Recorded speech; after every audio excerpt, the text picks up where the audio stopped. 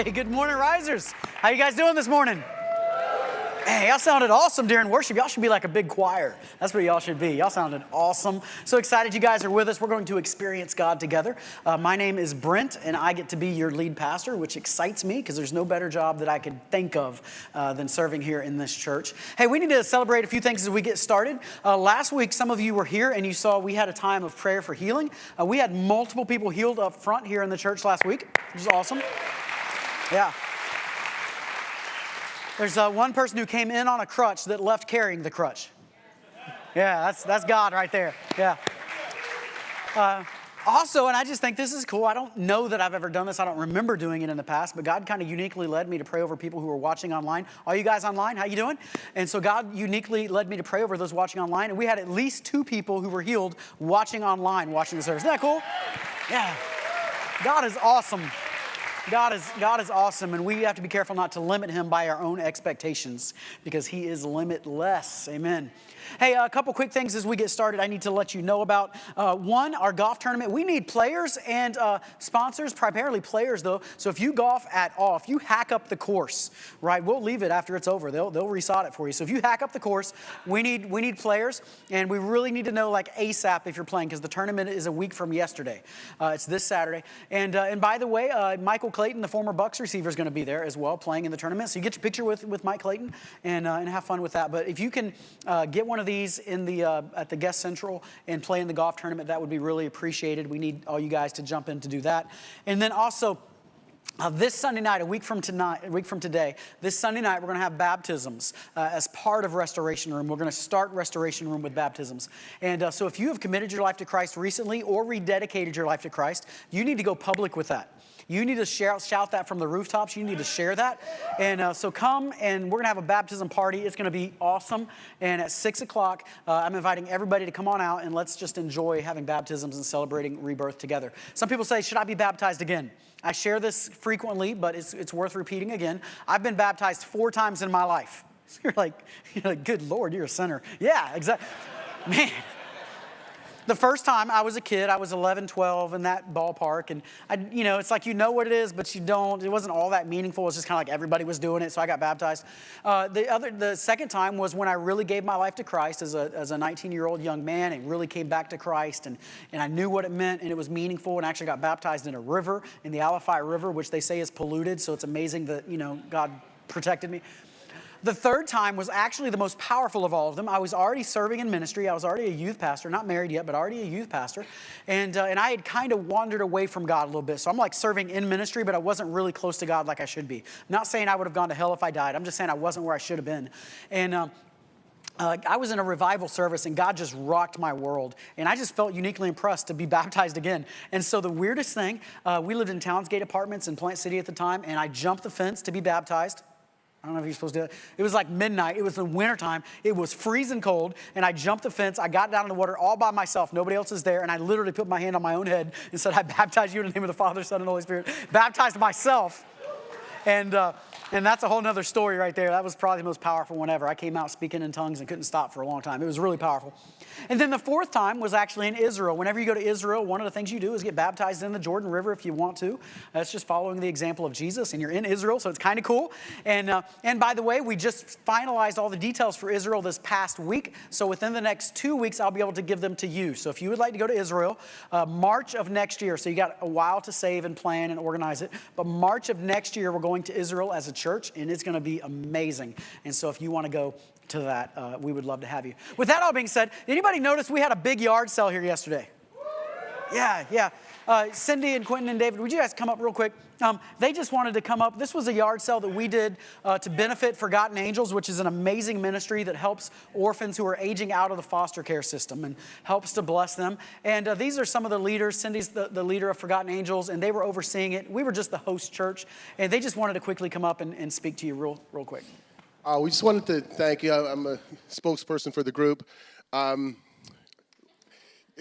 Yes, something really important happened to us during the whole process of putting this together. We got to meet some incredible people. We got a lot of support from the church body with donations, with your work and your talents and your efforts. We got to spend some personal time with Pastor Brett and Pastor Ada, which was wonderful yesterday also. We want to thank you so much for your support. But the three of us have been looking for a church home for a while now. And we would be honored if you guys would accept us in your body.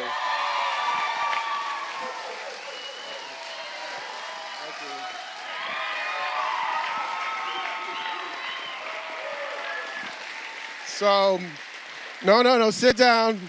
We offer no more than what you do. We will be here to offer our talents and our time and our service to God. We'll be at the golf tournament next week, so I need some hands to go up if somebody wants to play with Quentin. Any hands that want to play with Quentin? We got 1, 2, we need a third.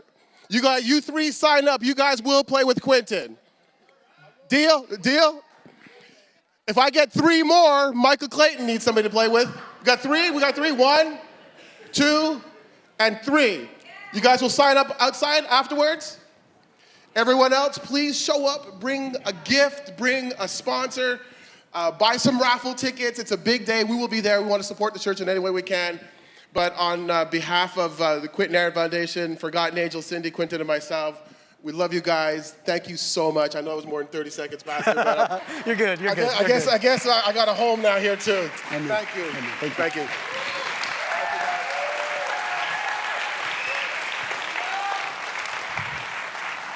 So funny true story that just happened a second ago in between services is Quentin was out there and he's hugging everybody and taking pictures, which is what he does. And I had this thought. I said, I'm gonna photobomb this.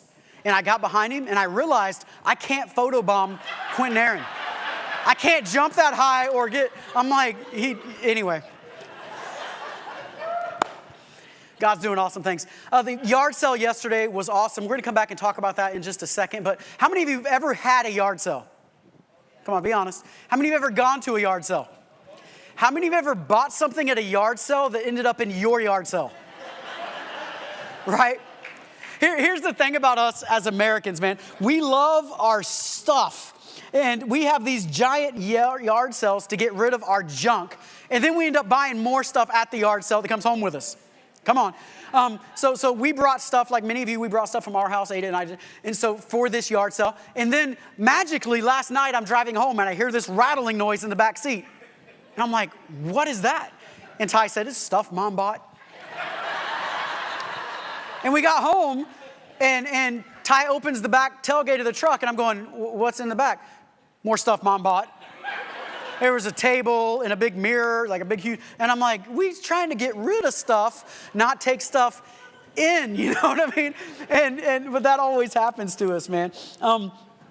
So have you ever noticed as Americans how much stuff we have? So I'm going to give you some fun little statistics and stories, but before we even go there, so when Ada and I got married, like I lived in this little tiny apartment in Townsgate that I mentioned a second ago. Like it was a 1-bedroom apartment, very small. And so we got married and we lived there together for like a month or less. It was very short. And then we got our own apartment, like as our first place together, right? So it was 2-bedroom. Because by the way, we didn't live together before we got married because that's God's way. Just saying. Like if you live together, I love you. I'm not like hating on you. I'm just saying there's a way to do things that's God's way. And we were doing it God's way. And so then we got our first apartment together. So we had a 2-bedroom apartment. It's huge. No, that's sarcasm. It was huge compared to our original. So we have 2-bedroom apartment and little tiny apartment, 2 bedrooms though. And so, and we filled that up with our stuff. About a year later, we bought our first house where we still live to this day. It's a 4-bedroom house. It's not huge. It's a normal like size as far as square footage house. It's not huge, but there's 4 bedrooms. And we move into this house, and I am not kidding you. Within like 2 months, we start filling up the garage with junk because our house won't fit it. And I'm like, where did we get all this stuff? Like, we just came from a 2-bedroom apartment, and it fit in there. We just moved into a much larger house, and now all of a sudden we got overflow already. Anybody feel me? Check this out. So the average American home has, in the past 50 years, has actually tripled in size to fill up all of our junk. And I love this one. 25% of people with a 2-car garage can't even put a car in their garage. 1 in 4. Like if you got a 2-car garage in this room, there's a 25% chance you can't even fit 1 car in the garage. Why? Because we got all this junk, man. We got all this stuff, and it overflows out of our house into our garage, but it doesn't stop there. 1 in 10 Americans actually rent off-site storage. So we don't fit it in our garage. We don't fit it in our house. What do? We go rent a place. We actually pay somebody to take care and hold our junk. This is actually the fastest growing segment of commercial real estate in the United States over the last 4 decades. The United States has over 50,000 storage units. Check that. Show you something. So this is a really fun one, right? So if you took the average American and said they need 7.3 square foot to stand, so you got a radius like this, you got 7.3 square foot to stand, you can actually fit every American inside of a storage unit. So if it all goes really bad, we can just live in storage units. The home organization industry is growing at 10% a year, and right now is at $8 billion a year. To organize all the junk we have in our house that we got to keep in our house that doesn't make it to the garage, it doesn't even make it to the storage unit. It's crazy. Of 10-year-old boys, they average 238 toys in their room. Elijah, you probably got that many. 238 toys in their room, but on average, they play with 12 of them. Parents, can you vouch that? And you're buying them more stuff, man. Christmas comes, birthdays come, whatever. You're buying them even more stuff. 3.1% of the children of the world live in the United States, but yet 40% of the toys of the world live in the United States. Go figure that one. And so we keep buying more stuff. We're not satisfied. Did you know this? The average American house actually has more televisions than people. Did you know that? How many of you say I got more TVs than humans that live in our house? Right? That's the average American house. We have more TV sets than humans. The average American spends $1,700 a year on clothes. Check this out. And you get rid of 65 pounds of clothes every year that you're giving away to the yard sale or to this or that ministry. 65 pounds. Some of us carried some bags yesterday out to the truck that were full of clothes that were 65 pounds. Felt like Santa Claus carrying those jokers back out there. Big old huge bags. Because we got to get rid of all this stuff that we just keep getting. It's crazy. Women spend more than 8 years of their lives shopping. I'm not going to go any further with that one. And this is the real funny thing. We get so much stuff that we actually can't find it. And the average American spends 153 days of his life trying to find misplaced items. Where are those pants? Where's that one shirt? I can't find it. You're spending 20 minutes. Because you got so much stuff, you can't find the stuff that you have, man. Like, this is the world that we live in. So here's where I'm going with this, all right? Americans by nature, because of the way we were brought up, are materialistic. By nature, we have vast amounts of stuff and we still want more.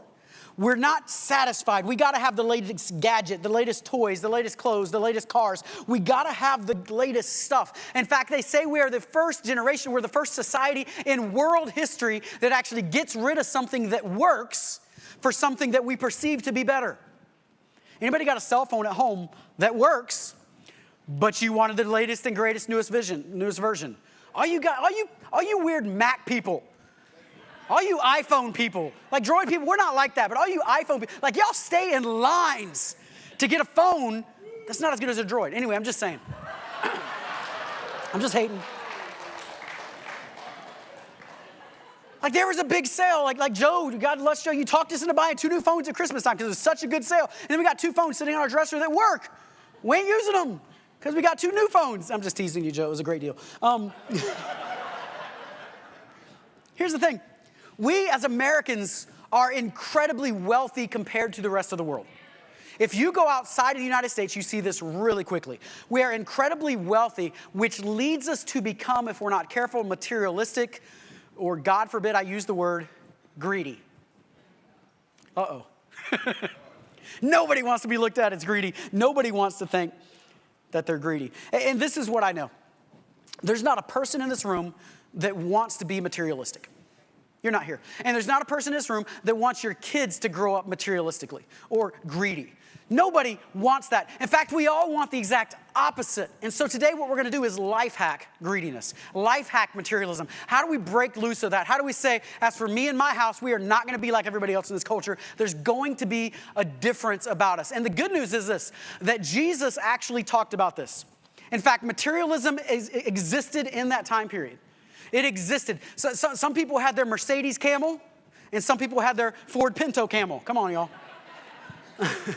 So somebody had their Levi's camel and other people got their camel at Walmart, right? So it existed at that time period just like it exists today. Today it is much greater than it was at that time period because we got so much more money. And so if you want to turn there, it's Matthew chapter 6 is where we're going. We're going to read verses 19 through 34. And we're going to look at how to life hack materialism because I know you don't want it in your life. I don't want it in my life. I don't want greed. God forbid I use that word. That's a scary word. I don't want greed to be a part of my life. How do we life hack this? How do we cut this off? How do we get better over this area? Now, this particular portion of Scripture is a portion of what's called the Sermon on the Mount. Theologians are brilliant. They call it the Sermon on the Mount because it was a sermon on the mountain. They're genius and very creative. And so Jesus is on the side of the Sea of Galilee, and there's a mountain right there. If you go to Israel with us next March, you'll go to that exact location, and we will read the Sermon on the Mount together where Jesus actually spoke the Sermon on the Mount. And so he's got a natural amphitheater that happens. So all these hills are here. So when he speaks, his voice naturally projects a little better than it normally would. And so this huge crowd gathers together. And as he's speaking here, what he begins to talk about is how do you actually live out the gospel?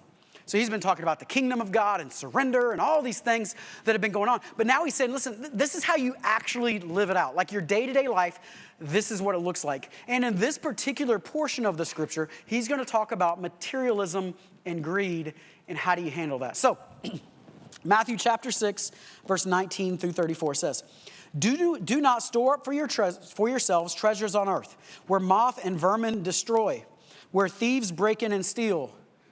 10% of the population that can't even fit it all into our garage, so we run a storage unit because we're storing up stuff. Verse 20, but store up for yourselves treasures in heaven, where moth and vermin do not steal, and where thieves do not break in and steal. For where your treasure is, there your heart will be also. The eye is the lamp of the body. If your eyes are healthy, your whole body will be full of light. But if your eyes are unhealthy, your whole body will be full of darkness. If then light within you is darkness, how great is that darkness? No one can serve two masters. Either he will hate the one and love the other, or he will be devoted to the one and despise the other. You cannot serve both God and money. Therefore, I tell you, do not worry about your life, what you will eat or drink, or about your body, what you will wear. The Levi's, the cars, don't worry about any of that. Is not life more than food and the body more than clothes? Look at the birds of the air. They do not sow or reap or store away in barns, and yet your heavenly Father feeds them. Are you not much more valuable than they? Can any of you, by worrying, add a single hour to your life? And why do you worry about clothes? I think that's just the way he said it. I'm just saying. See how the flowers of the field grow. They do not labor or spin, yet I tell you that not even Solomon in all of his splendor was dressed like one of these. If that is how God clothes the grass of the field, which is here today and tomorrow is thrown into the fire, will he not much more clothe you, you of little faith? So do not worry, saying, what shall we eat, or what shall we drink, or what shall we wear? For the pagans run after all these things, and your heavenly Father knows that you need them. Important verse. Your heavenly Father knows that you need them. But seek first his kingdom and his righteousness, and all these things will be given to you as well. Therefore, do not worry about tomorrow, for tomorrow will worry about itself. Each day has enough trouble of its own. Some of you, that's your life verse right there, just the very end. Each day has enough trouble. That's my life verse right there, because you've been dealing with it. That's not really what we're talking about, but let's begin to break this down. Starting with this thought. Right in the middle of this passage, right in the middle of all this materialism talk, and don't worry about all this stuff, refocus yourself, right in the middle of all this, he has this crazy part where he starts talking about the eyes. And all you amazing theologians in the room, when you're reading that, you're probably going, I get it, don't be materialistic, don't do this. Eyes, dark, what does that have to do with anything? I'm glad you asked. Let's begin to unpack that. Materialism, number one, if you have your notes, is an eye problem. Materialism is an eye problem. He says in verse 22 and 23, the eye is the lamp of the body. If your eyes are healthy, your whole body will be full of light. But if your eyes are unhealthy, your whole body will be full of darkness. If then the light within you is darkness, how great is that darkness? And if you just read that, if you're honest, you're probably like, what does that have to do with materialism? Here's the thing. Materialism starts in the eye. You see the thing, and then your eye attaches to it. It's like a hook. It's like that fish and worm that goes by the fish, and he sees it, then he has to go get it. He sees it, and you go after it, and then it hooks you and starts to draw you in. It starts in the eye.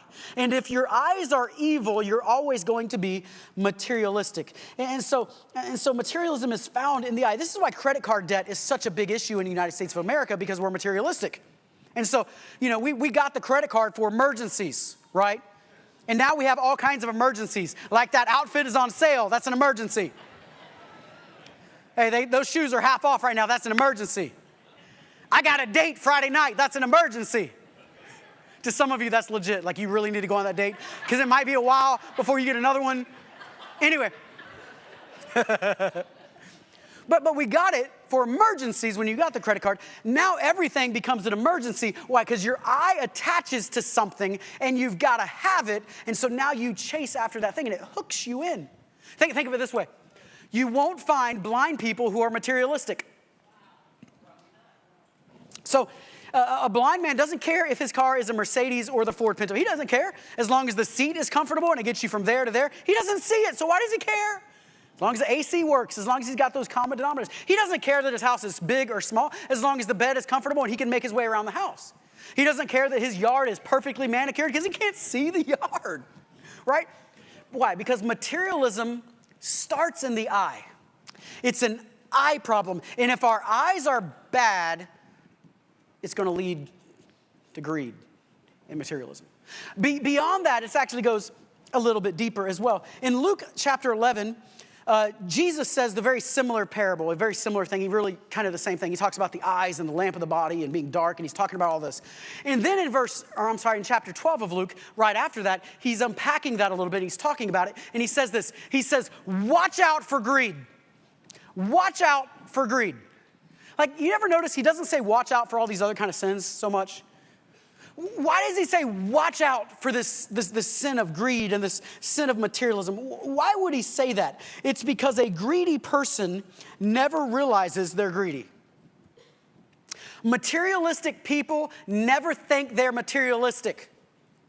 We don't think about it. We never ask ourselves the questions. We all know somebody who's greedy, right? If we could have a lot of fun this morning and say, hi, who do you know that's greedy? You could all name people that are greedy. Every one of you. In fact, we could have a lot of fun and go, all right, point at somebody in this room who's greedy, right? Right? Everybody knows somebody who's greedy and materialistic. But nobody ever actually looks at themselves and says, am I greedy or materialistic? Why? Because we would rather point at everybody else than actually look at yourself. And so because of that, Jesus says, watch out. Watch out for it, because it sneaks up on you and you don't even know you have it. Like other sins, like you know when you're committing the sin. Nobody wakes up in the bed with some other woman or some other man and goes, wait a minute, I'm committing adultery. What did I do? Now, you know you're committing adultery. You don't have to go watch out for it. You know when you're going in that route. You know what you're doing.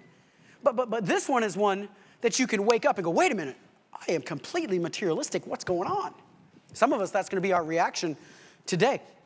And so materialism blinds us to our own materialism. We can't see it in ourselves. We don't have any problem seeing it in somebody else, but we can't see it in ourselves. It's a camouflaged sin. It blends right in with our lifestyle and we don't think anything of it. See, most of us, because we live in the United States and everybody's materialistic in the United States, we don't think anything of it. Leave the United States. Go to another country and you will find out really quickly how materialistic we are. Some of you guys just came back from Costa Rica on missions trips, and I heard a lot of different testimonies of different people coming back. All of a sudden, you go on a missions trip, and you realize, I got 5 pairs of shoes, these kids have none. I didn't think I was materialistic, but because Ken's got 10 pairs of shoes, and Ernie's got 20 pairs of shoes, so I didn't think I was materialistic with my 5 until I compare it to the one who has none. See, that's the way materialism works. It always compares us to somebody who's more materialistic than us, and so we don't see it in ourselves. It's blinded us. We can't see it in ourselves. It's a camouflaged sin. Nobody who has money thinks I'm going to hurt those who don't have money, but they don't ask the question. You know, we've all heard of companies or known companies or people who make a profit off of somebody else's back. And they actually hurt their community or they hurt their environment by the way they're making money. But you know what they don't do? They don't go, hey, I'm making money by stepping on this guy. They don't do that. You know what they do? They never ask the question, how am I making this money? They might know it in the back of their mind, but they don't want to actually address it inside of themselves. And so we just don't ask the question so that we don't have to feel guilty. And that's this I problem that goes on. We just can't see it in ourselves. So like if you're in this room this morning and you're thinking, I'm not greedy, I don't have an issue with this area, there's a good chance this message really is for you. Because when we think we're not materialistic is when we might just be blind to our own materialism. And that's what he's saying. If your eyes are dark, you just can't see it. Everybody else will see it in you, but you can't see it in yourself very well. In fact, even the word greed, like is this word, like if I told you I was preaching about greed, nobody would want to come to church this morning. Right? So even this word greed, if we were trying to create a definition for the word greed, it's really hard to create a definition. Like go home and practice it yourself. Like just take a piece of paper and go, I'm going to write a definition of greed. And nobody wants to write that definition because as soon as you write it, you find out you're probably in it. That's just true. And so if you take a big room and say, what's the definition of greed? Like people struggle with it. The best definition I ever heard was by another pastor. He pastors up in Atlanta, a huge church up there. His name is Andy Stanley. And Andy Stanley said this, and I love it. He said, greed is the assumption that the excess is for my consumption. Chew on that. I love it because it rhymes. Greed is the assumption that the excess is for my consumption. Here's the problem with that. Around this room, almost all of us assume that the excess is for my consumption. So if I got excess, and all of us have excess, that's why you have extra pairs of shoes. That's why you have more than one shirt in the closet. That's why you have, it might look different levels of excess, but all of us have excess. I mean, we got so much excess that we have things like garbage disposals in our sink because we got excess food, and instead of actually, giving it or do something, like we don't eat it, we just got to get rid of it. All of us have excess, especially as Americans. Greed is the assumption that the excess is for my consumption. So here's the thing. This is what we do as Americans. We say, can I do it? In other words, can I afford it? Is it in the budget? Am I going to hurt myself by doing it? We say, can I do it? And if we can't do it, hopefully we don't do it. Sometimes we still do, and that's how we get in financial pressure and financial debt and problems. We say, can I do it? But what we never ask is, should I do it? Should I do it?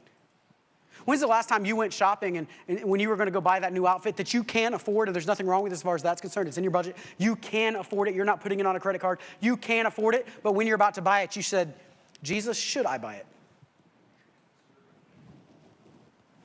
Let's just be real. Does any of us ever, rarely, realistically do that?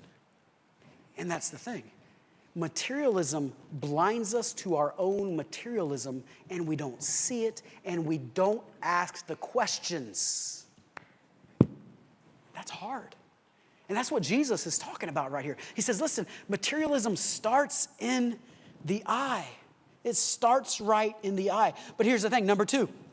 Materialism is a heart problem because it goes from the eye, down the esophagus, and straight to the heart. Verse 21 says, for where your treasure is, there your heart will be also. So it starts with the eye, like you are attached to it. You are caught up with it.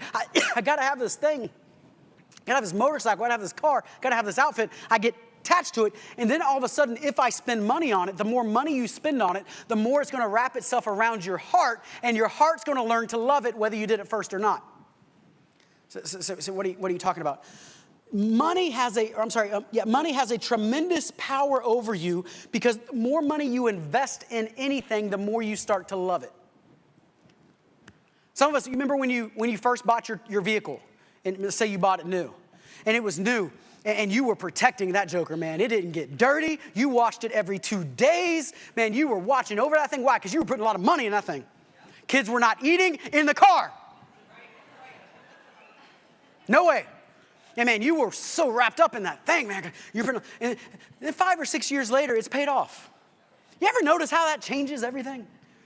All of a sudden, it gets dents and dings and you don't even hardly care. All of a sudden, the kids are having lasagna in the back. The kids are having cereal in the back, not even in a cup, in a bowl. It's splashing everywhere. You got that nasty milk smell. It's just, because it's not as valuable. You don't have your money in it as much.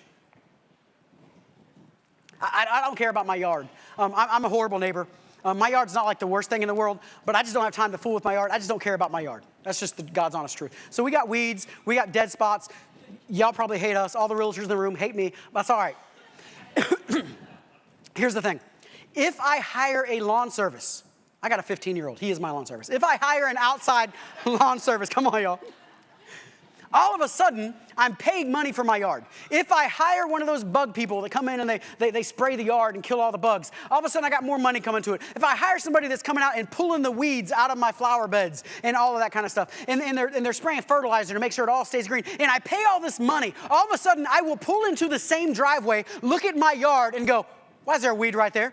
There's a weed in my yard. I am paying this guy to get rid of the weed. Why? Hey, to get that guy on the phone, we got to get that weed out of my yard. What changed? What changed? What changed was I got money invested in it. And because I got money invested in it, my heart is following it. And that's why it's so powerful, because your eye attaches to something and then your heart comes right behind it and you start to love it.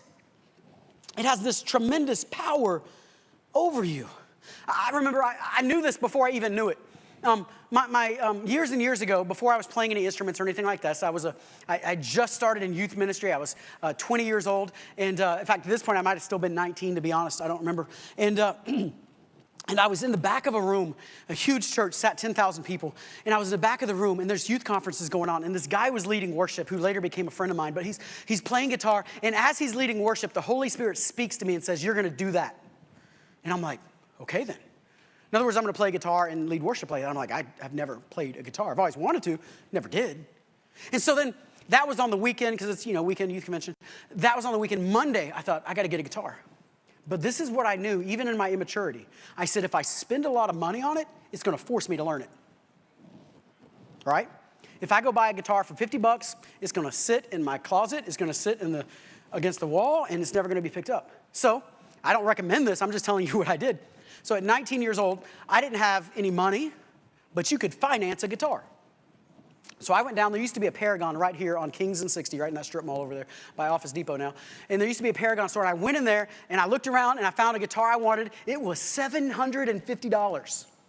Guitars get way more than that, if you want it. But that, at 19 years old, that was a fortune. Like, I didn't have like $50. I didn't, And they were crazy enough to actually let me finance this guitar, which, again, I don't recommend. I'm just telling you my story.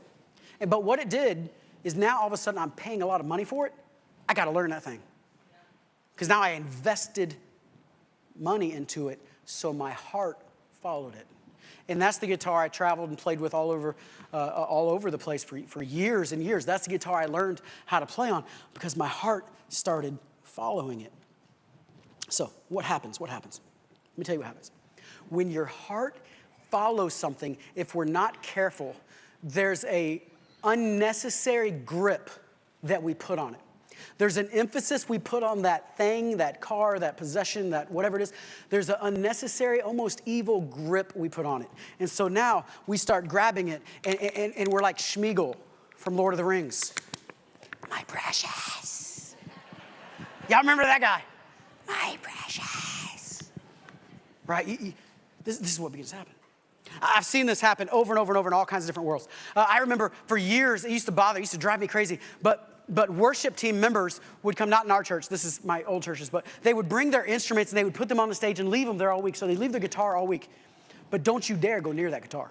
Don't you touch that. If you walked by and breathed on that guitar, don't you touch my guitar. That's my precious.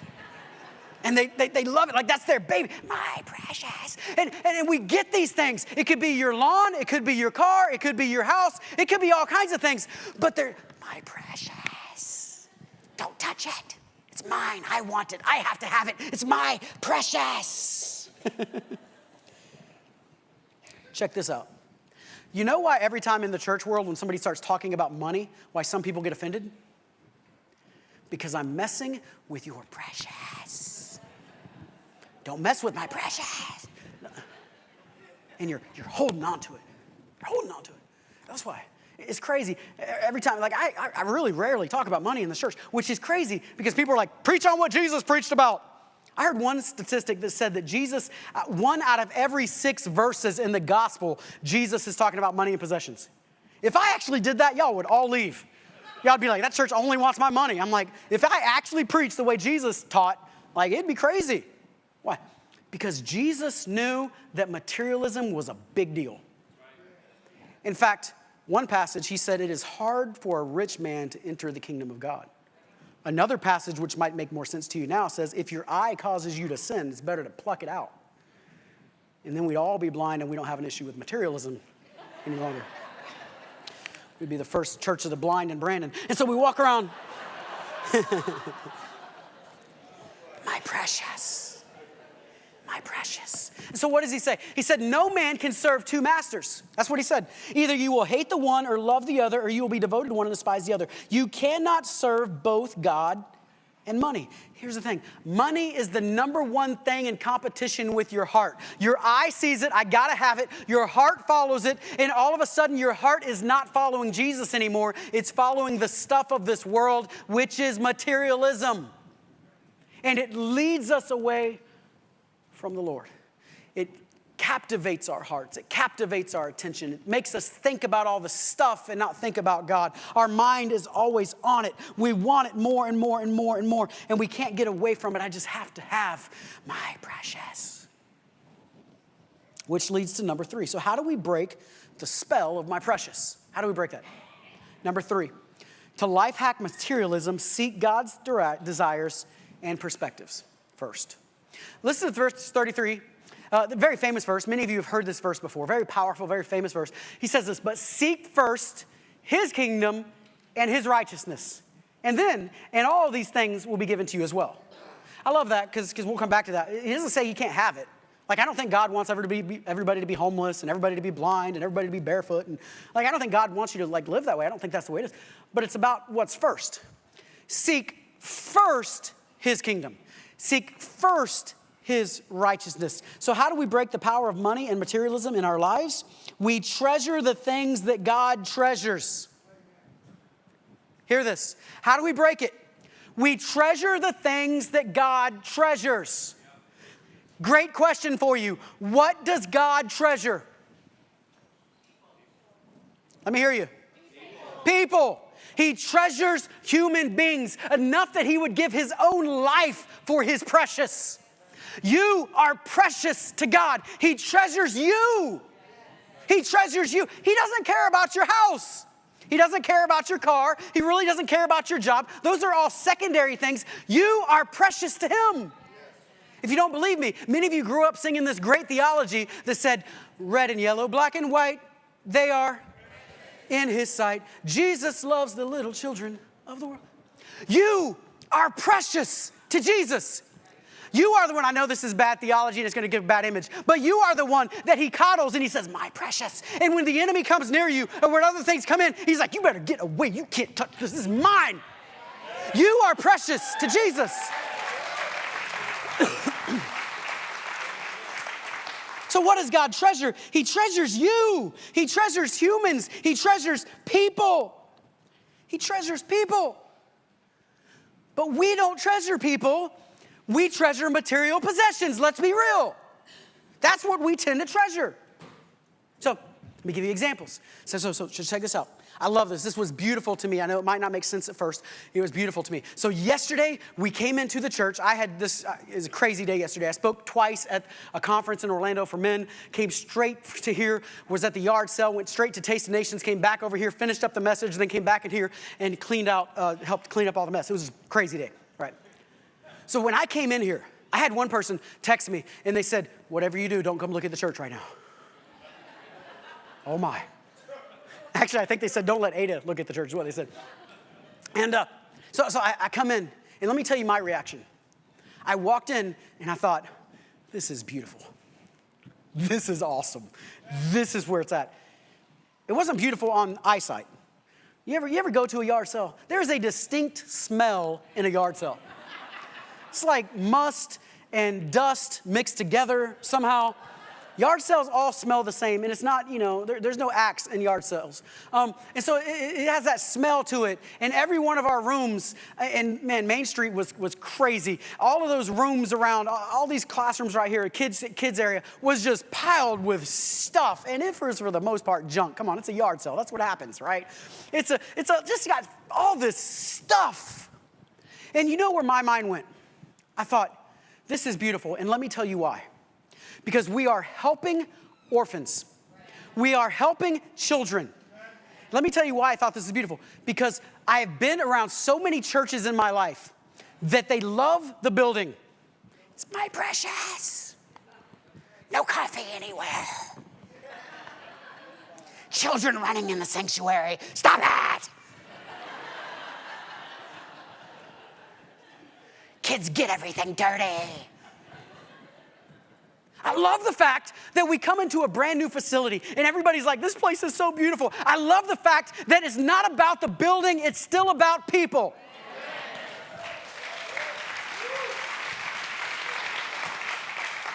Say, did we get stains from that? I'm sure we did. We got one door that's not even closing right now because somebody opened it too far. We messed up the building a little bit. You know what? But that's not precious to Jesus. God's glad we get to have a building like this, I'm sure. But God can raise up another building anytime. The building is not precious. People are precious. Those orphans we're helping are precious in His sight. That's what matters. And if we ever start thinking the other way, we get so caught up in the material possessions and we lose track of what actually matters. It's people. It's not a building. It's not stuff. It's people. That's what matters.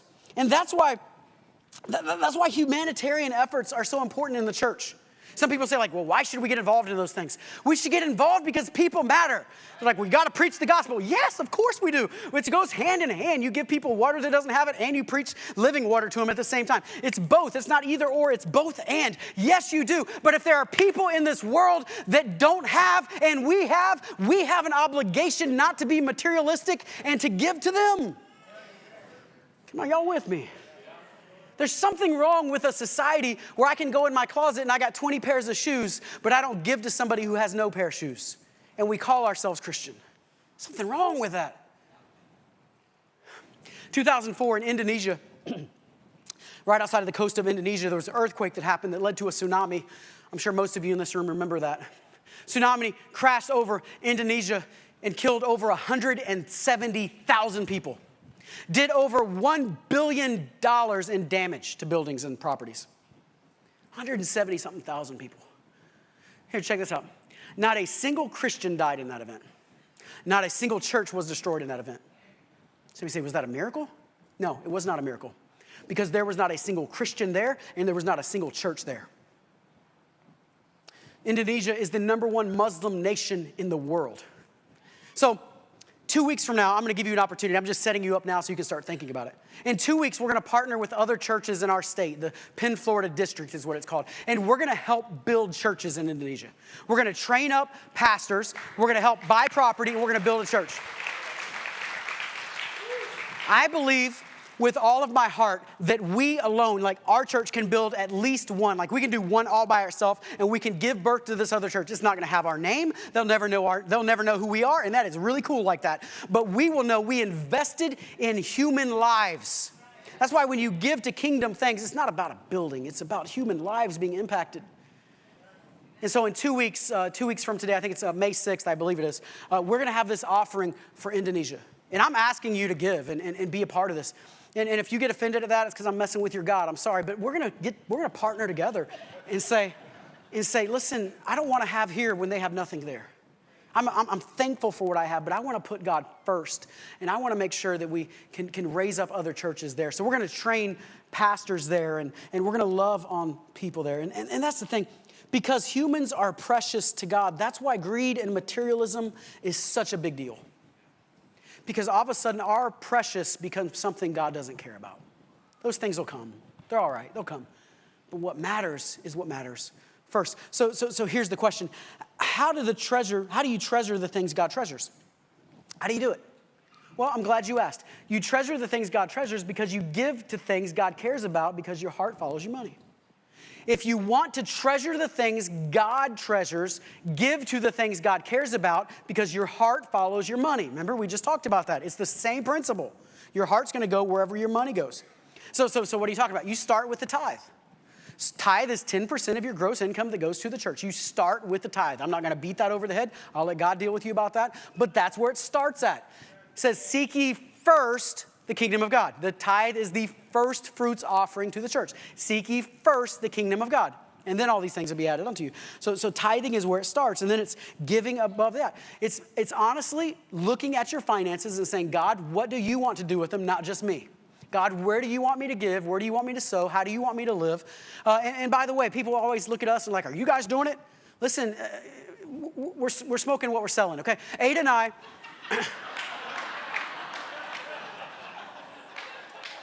Ada and I, for years, Ada hates it when I say stuff like that. She gets so embarrassed. Ada and I, for years, not only have been tithing, we give way more than a tithe. Now, this is not like, I'm just telling you, like, we practice this. And God has blessed us. Like, we're not broke. We haven't lost it. Like, we give way above a tithe. In fact, I'm just going to be honest. In the Assemblies of God, you have to tithe to the Assemblies of God. And I don't necessarily just say it this way. I choose to also tithe to our church and give to our church. So we have several tithes going out. We choose to live that way. In fact, I want to, every year that I live, give more. That's one of my things. I would love to have the backwards tithe where you actually live on 10% and give 90% away. I just want to give more every single year that I live. Why? Because I don't want my heart tied to the earthly treasures. I want my heart tied to people. I want my heart tied to people. So when you begin generous. And so I love this. So he says this. He says, seek ye first the kingdom of God, and all these things will be added to you. This is really cool. So if you seek God's kingdom first, all those things that you're seeking already, you'll still get them. Essentially. I don't mean literally everything. You might not get that boat or that whatever. But the things you need, God's going to supply. Ada and I have been living this for years. The things you need, God's going to supply. So I found this to be really interesting. They did, for the first time ever, they did a 5-year survey of Christians who tithed versus Christians who don't tithe. Basically, people like in this room, there's 3 types of people. There's tithers, there's tippers, and there's takers. We love all of you. I'm just saying there's 3 types. So they tithe Christians like us in this room, or tithe. They surveyed Christians like us for 5 years and said, all right, what are the outcomes of this? Does this, could the Bible actually be true? That's a scary thought, isn't it? Listen to what they found. Here's a few of them. The Christian who tithed, on average, 28% of them are debt-free. Christians who didn't tithe, on average, 13% of them are debt-free. So you're far more likely to actually be debt-free in 5 years if you're tithing. 52% of Christians who tithed owed on a mortgage. 66% of Christians who didn't tithe owed on a mortgage. Interesting. 26% of Christians who tithe are still making car payments. 38% of Christian non-tithers were still making car payments. Do you follow this? I don't know exactly how it works. I think part of it is, honestly, it breaks off the materialistic side of us so we don't think we need everything that everybody else has when you start tithing. I think part of it is just that. Some people are like, I tithe. When is God going to send me a check for $1,000 in the mail? Like I heard those stories. It's not about that. It might be that you start tithing and all of a sudden you don't care about that car or that boat or that thing like you used to. It used to captivate you, but it just doesn't, it's all right. It's okay if you have it. I don't have to have it. And all of a sudden, your finances start to shift, and maybe for the first time in your life, you're actually on a budget. You're actually thinking about where your money goes. You're actually processing, am I materialistic? How does God want me to use my income? In fact, one of the things when they started doing this research and started showing it, they posted it on Facebook and social media, and people constantly were going, well, that makes sense because that's just people that don't have a house payment. They don't have a car. Of course they're tithing. And all the responses came back from those people said, no, that's not the case at all. Like we were on pretty even ground when it started. This is just what happens over the course of time when you're putting God first. Check this out. 20% of Christians who tithed had unpaid credit card bills. 40% of Christians who didn't tithe had it. They talk about debts. They talk about donating and home assets. All of it is radically in favor of believers who are actually tithing compared to those who are not. On top of that, I found this to be interesting. Christians who are tithing, 96% of them attend church every week unless they're sick or traveling. That's like all of them, 96%. That's really high. 54% of those serve in some kind of higher committee inside the church. In other words, they're leaders inside the church in some regards. God has advanced them up. Check this out. How many of you say, like, you don't have to raise your hand because that's embarrassing, but many of you in this room, I talk to you all the time, would say, I have a hard time reading my Bible. Like, I have a hard time, like I might go a week or two sometimes without ever reading my Bible. Christians who tithe are 70% of Christians who tithe read their Bible at least 4 times a week, up to 7 times, up to every day. Why? Because your heart follows your money. And when you put your money into things of God, all of a sudden your heart follows it. And it's not a chore to read your Bible anymore. It becomes something you enjoy, something you want to do. So 7 out of 10 read their Bible consistently. What am I saying? I'm going to stop because some of you get mad I'm talking about money. You'll get over it. I'm really joking about that. I really have no problem talking about money. I'm just teasing. Here's the thing. Jesus did all the time. So if you hate me because of it, you're hating me because of Jesus, and I'm okay with that. That's part of my MO. Here's what I want us to see. If you put God first, you actually don't lose out. You actually gain. It changes everything. And so if you, like around this room, nobody wants to be materialistic. Nobody gets up in the morning and is like, hey, how can I be greedy today? Right? Nobody wants to be greedy. Nobody wants to be materialistic. But yet, if we're honest, we are. We are. So how do you break that? You put God first. Starts with a tithe, but it's not limited to the tithe. You put God first. You make precious the things God makes precious, and not all that silly stuff that we make precious. And then I didn't say this in any other service. I'm just going to be honest with you. So Ada and I, we tithe. We give it well above the tithe. We give to missions. We give all these things, right? I got a truck. I got a nice new truck. I got a boat. But we give a lot of money to the church. And it's not because we suddenly have a lot of money. It's because God is faithful. It's not that he's like, you can't have these things. It's no. You just put me first. And I'll make sure you get them when the time is right and you need to have them. It's about doing it the right way. So there's a game that we play in our family every once in a while. I mean, most of you have played this at some point in your life. So here's the deal with Monopoly. If we ever play Monopoly, I will win. I will kick your butt in Monopoly. I am the Monopoly man. Like, I don't have that mustache. But I will kick your butt in Monopoly because I take this very seriously. And my kids get upset. Well, my kids don't. My wife gets upset with me because I have no grace for our kids. Elijah's in the room right now. I will whoop his butt in Monopoly this afternoon. Like it is, I will take him down. I have no grace. I'm sorry. You gotta learn life the hard way, man. And come on. All the dads in the room, you know what I'm talking about. I'm like, I will win.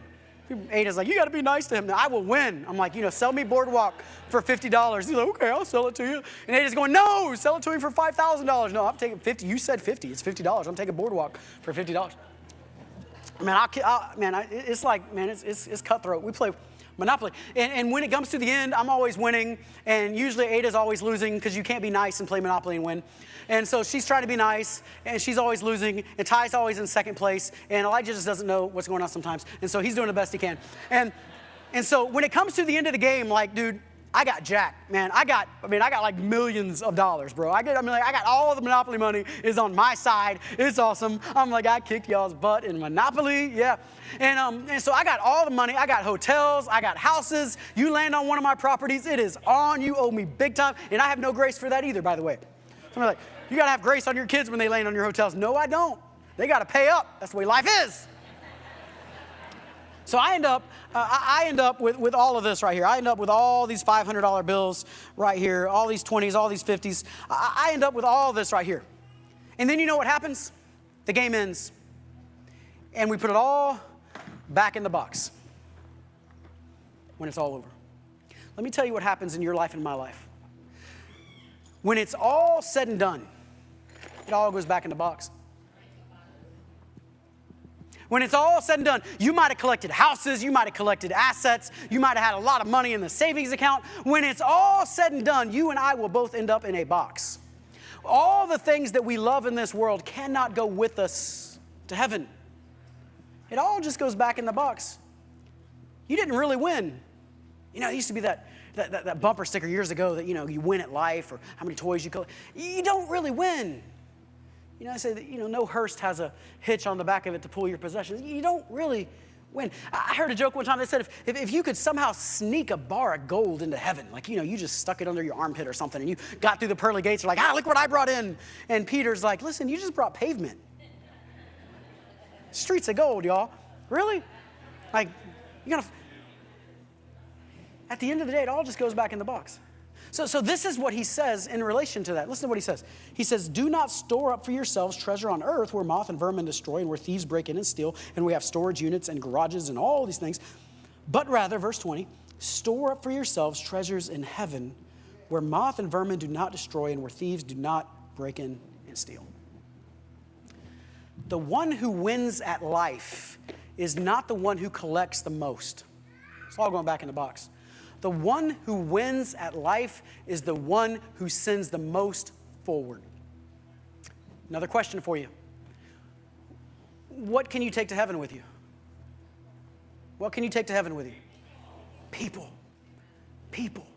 You can take your kids. You can take your grandkids. You can take your parents and your cousins, your friends, your family. People are what's precious.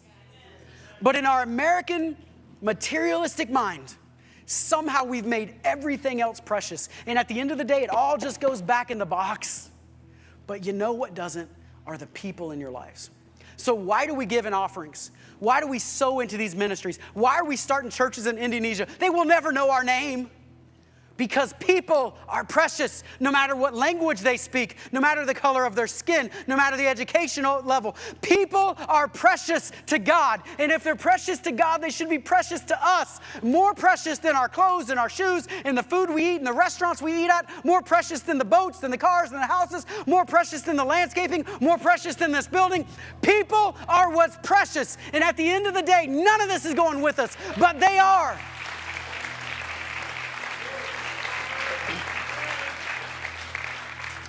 So how do you break the materialistic spirit? Make precious what's actually precious. Seek first His kingdom and His righteousness. Put God first in your finances and say, I refuse to live like everybody else. It'll all take care of itself, but I refuse to live like everybody else who just chases after all the stuff that's going back into the box anyway. Would you stand up with me around the room? Our prayer team can make their way forward and the band can go ahead and make their way up.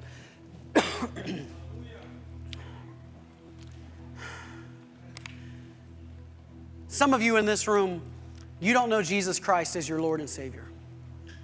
And I want to tell you that you are precious to Him. So precious that He would die for you. I shouldn't say He would die for you. He did die for you. And not only did He die for you, He rose again, so He is still chasing you to this moment. You are precious to Him. You might not have been precious to your mom or dad. You might not have known your mom or dad. You might not have been precious to other people.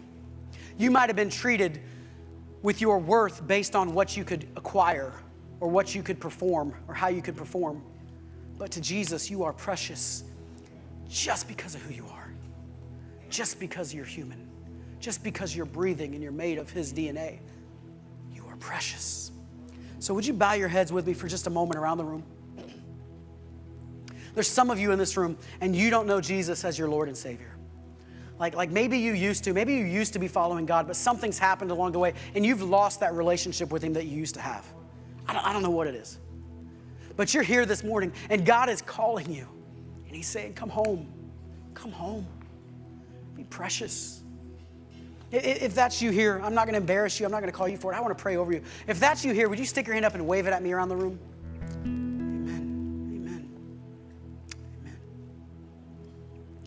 Come on, everybody together. Can we just pray this? Say, Jesus, I admit I'm a sinner, and I believe that You died on the cross for my sin. And from this day forward, I surrender my life completely to You. Make me new. In Jesus' name. Through You, I can do anything. I can do all things. 'Cause it's You who gives me strength.